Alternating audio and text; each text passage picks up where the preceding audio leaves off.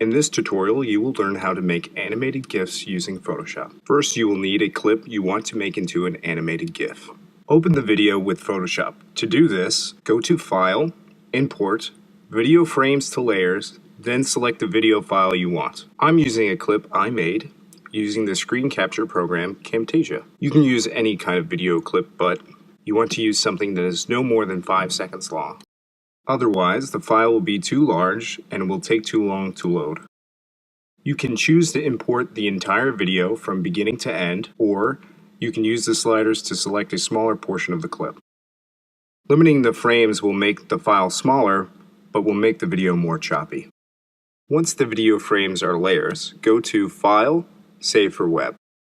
Now is your chance to reduce the file size if the GIF is too large. You want it to be no more than 2 megabytes, or it will take too long to load. There are 4 ways you can decrease the file size of your GIF: colors, dither, lossy, and size. Colors limits the number of colors used to create the image, so the higher the better. Dither scatters different color pixels in an image to make it appear as though there are intermediate colors in images with a limited color palette.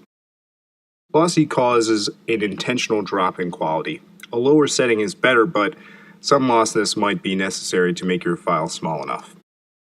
Size, which changes the dimensions of your GIF, which can have a huge impact on the size of the file.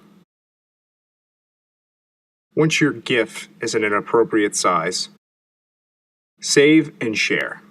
Hit the Save button to finalize your creation and save it to a folder of your choice. Once that's done, you can embed it into blogs and websites, or you can send it to your friends. Have fun making GIFs!